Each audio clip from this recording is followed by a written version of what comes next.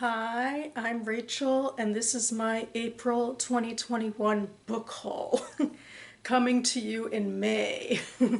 It's been a hectic start of the new month, in fact, because I had some scheduling difficulties this past week or so, I guess, in terms of getting things out. And suddenly I have a handful of videos I wanted to make this week before Friday. And now I'm on to this one, into my April book haul. So here's just some quick thoughts. I will start with this book. This is Entangled Life, How Fungi Make Our Worlds, Change Our Minds, and Shape Our Futures by Merlin Sheldrake.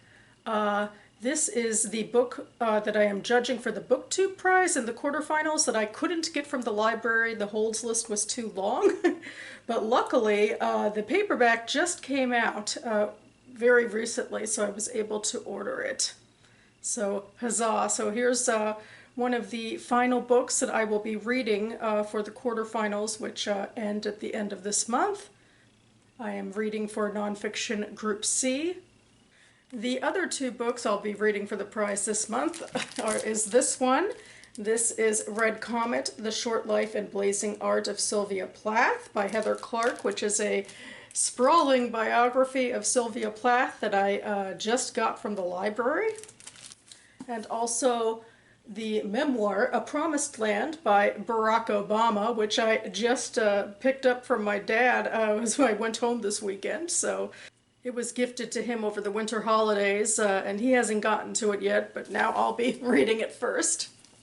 And yeah, that's it. Between those three books, which I don't even want to lift together, really, because of how sprawling two of them are, that'll comprise some of the bulk of my May reading. But I also acquired a couple of other new recent releases that I won't be reading in May, but I will be reading soon. Starting with this book, The Light of the Midnight Stars by Rena Rosner, which was one of my most anticipated books of the year. I talked about in January, and then I talked about again in a video I made about the Goodreads Choice Awards, and this book would be eligible for that award under fantasy.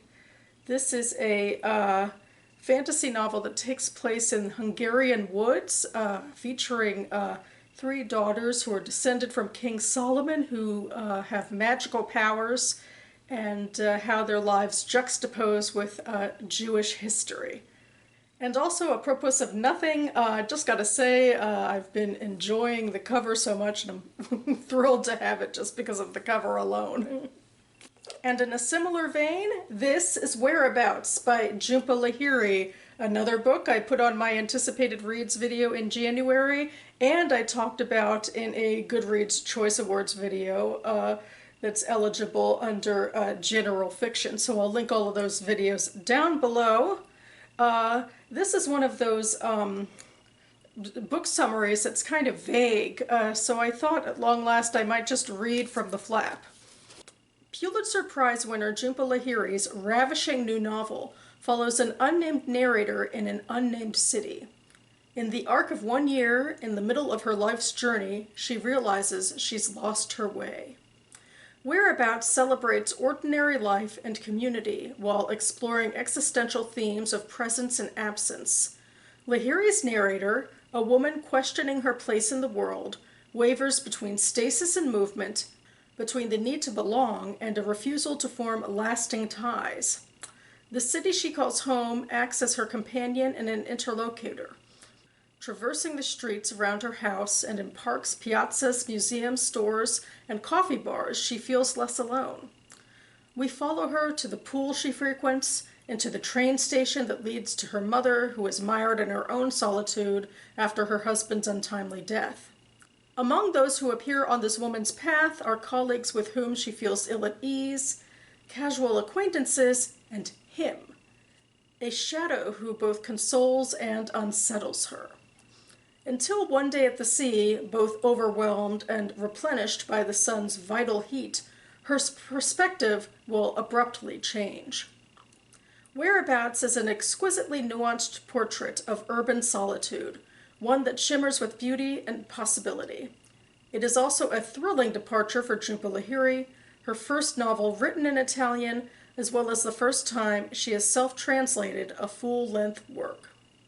The reader will find qualities that make Lahiri's work beloved: deep intelligence and feeling, richly textured physical and emotional landscapes, and poetics of dislocation. But this novel, a play of shadow and light, also signals a bold shift of style and sensibility, and an artist reveling in a new form. So yeah, that last part I think is kind of important, because from what I understand, this book is so much more sparse than her previous novels. I mean, first of all, it's very short, and also, I mean, the main character doesn't even have a name. It's very much more insular and inside the character's head. I mean, not to say that she didn't have interior characters before, but I feel like this book will lack a lot of that exterior scene setting, because we won't even have like an official name place about where we are, I think. So yeah, I think it's been met with mixed reviews, I guess, although mostly positive because of Lahiri's writing style. At least that's what I understand from, what I've seen on bookmarks and the professional reviews that are there. We have a little bit of mixed, but mostly positive. So I've been, a little anxious because Lahiri is one of my favorite authors, and I've loved her writing style before, but I feel like this will be a bit of a departure, but maybe not entirely.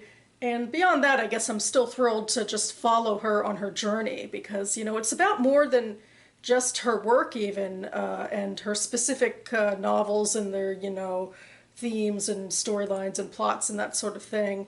It's just about following how she interacts with the world of letters. And even though this is, a little bit of a departure, although it's not really that surprising of one, given some of her nonfiction and her translation and just where her life has taken her, namely to Italy. It's going to be an interesting step on the road.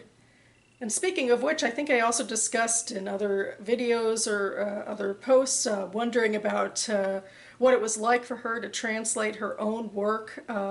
So she has certainly spoken about that, and I'll link to more information about that down below. And finally, I thought I'd end with something I don't technically have on hand and isn't technically for my own collection either, but it is a Mother's Day gift that I acquired for my mom that I have to pick up from East City Bookshop, which is a bookshop in Capitol Hill. And, like a lot of small businesses, they had to get creative about how to market themselves, and while coronavirus basically has shut down the store anyway. And one of the things they did this year is create a Mother's Day pack, which features some chocolates from a local DC company, and also your choice of one between 5 books.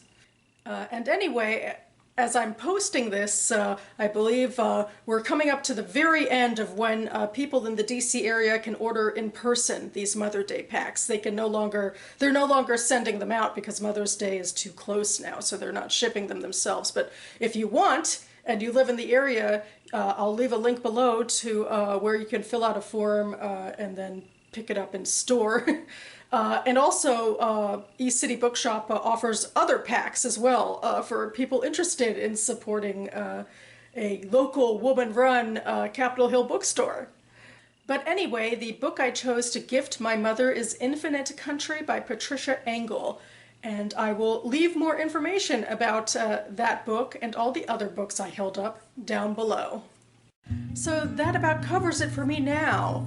I will be back on this channel very soon for my final pre-Friday Reads video, but before I get to the end of the week, I want to make a video about my Maybe Midrash Readathon, which is a readathon hosted by Jason, Felicia, Steve Donahue, and Rick McDonnell. And they ask us to read one serious work of fiction and one serious work of nonfiction that pertains to the subject of religion. And I've already been talking about it a fair bit in the last couple of months, but I'll be sharing my official reading list for what I'll be trying to get through in May. Just a couple of other books that I'm going to add to my sprawling BookTube Prize TBR. And I'm also going to try to squeeze in a page 112 tag book later in the month as well, which I'm just hoping that I can get through it all, but we shall see. I ended up reading a lot of books in April, basically 12 books if I count the audiobooks. But in May, I'm pretty sure I'm going to have to stick to 6 physical books and maybe a couple of audiobooks on top, let's hope. Hopefully I'll have enough time to squeeze all of that in. It's going to be an invigorating month, I think. So I hope you are also all excited about your reading plans coming up and the books you've recently acquired. Thanks so much for watching, everyone, and I'll see you next time.